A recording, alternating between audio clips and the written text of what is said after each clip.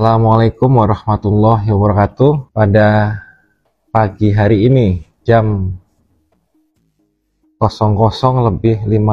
Kegiatan saya hari ini beberapa menjumpai teman-teman dari perwakilan P3K tahap 1. Kemudian beraudensi dengan APD Kabupaten Seluma. Selanjutnya rapat-rapat kemudian membahas masalah keuangan Kabupaten Seluma sehingga kita mendapat gambaran tentang kondisi sebenarnya Kabupaten Seluma. Tentang keuangan atau hutang-hutang Kabupaten Seluma, kita bedah satu-satu apa penyebabnya, kenapa bisa terjadi, kemudian regulasi atau aturan yang kira-kira bisa kita gunakan untuk menindaklanjuti masalah yang ada. Di sini ada rincian beberapa anggaran yang belum tertagih di tahun 2024. Salah satu contohnya di sini ada terkait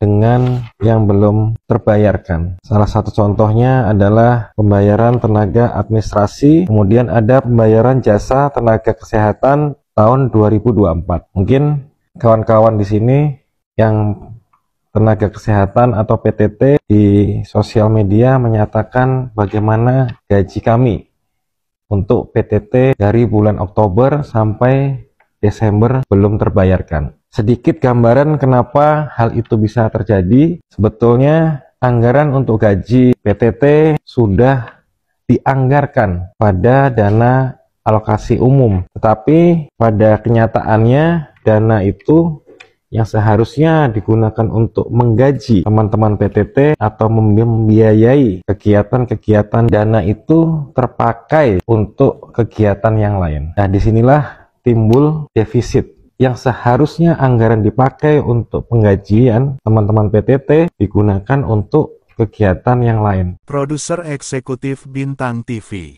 dalam catatan tercecer, Khairuddin MDK, tragis, miris, dan sangat memprihatinkan. Itulah makna sebaris kalimat yang layak diungkapkan, untuk menggambarkan, perjalanan pengabdian dua putra terbaik Kabupaten Seluma, Teddy Rahman SEMM, dan Dr. Andes Gustianto, yang mendapat amanat untuk membangun tanah leluhurnya tercinta.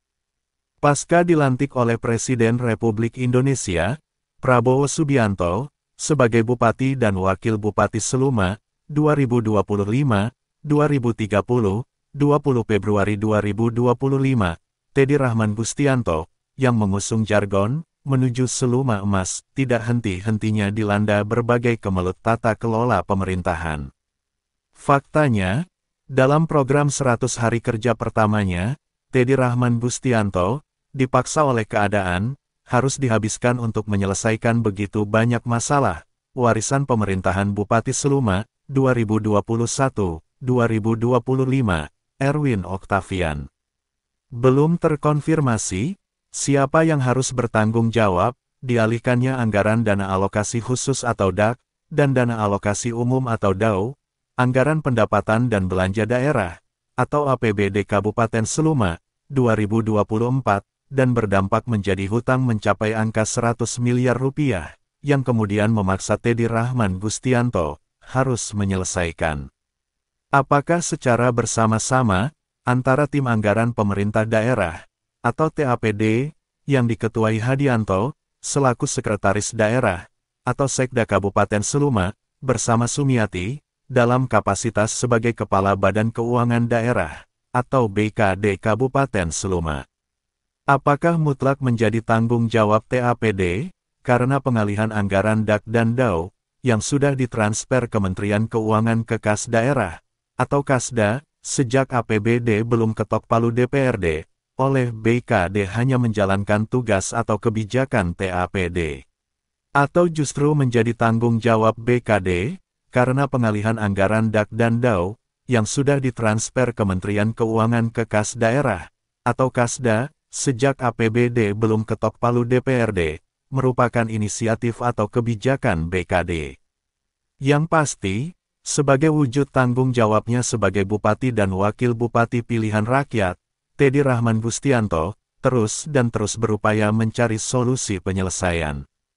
Yang pasti, sebagai Bupati dan Wakil Bupati Seluma pilihan rakyat, Teddy Rahman Bustianto tidak lari dari tanggung jawab, tetapi terus dan terus berupaya mencari solusi penyelesaian, meski sampai harus menghadapi aksi demo damai keluarga kontraktor, pihak ketiga yang sudah merampungkan pekerjaan, tetapi pembayarannya belum dibayar hingga puluhan miliar rupiah.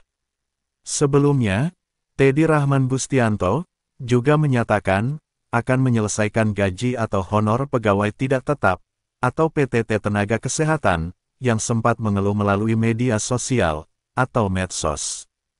Tragisnya, di tengah tekadnya menjadikan Kabupaten Seluma jauh lebih baik, Teddy Rahman Bustianto justru harus menghadapi kenyataan memalukan, dengan ditemukannya hampir 1.000 orang tenaga honorer siluman, dalam seleksi pegawai pemerintah dengan perjanjian kerja, atau P3K tahap 1 dan 2, 2024, terbanyak, produk Dinas Kesehatan serta Dinas Pendidikan dan Kebudayaan.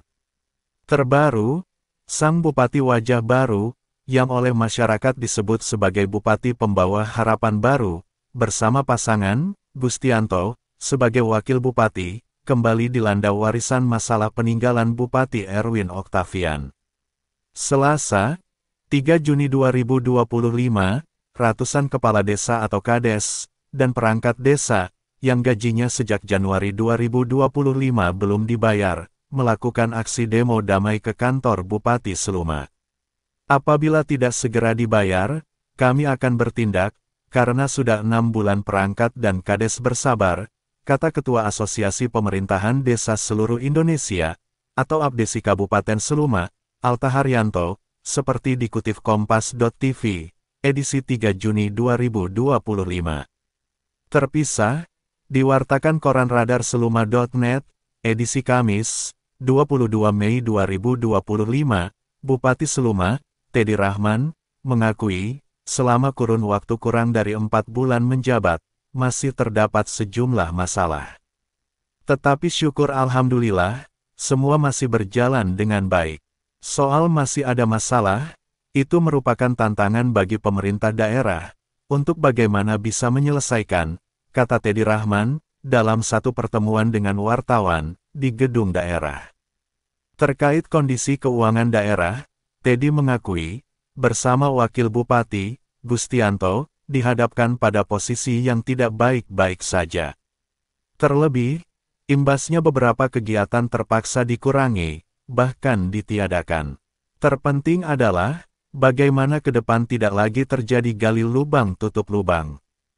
Ke depan, bagaimana agar Kabupaten Seluma, tertib keuangan, papar Teddy Rahman. Dari Studio 1 Bintang TV Bengkulu, jurnalis Bintang TV, Edi Santoso, Supratman, Rozi Syahrial, Yozi Robianto, bersama narator serta juru kamera dan video editing, Bintang Arjuna Putra dan Marco Melandri, melaporkan.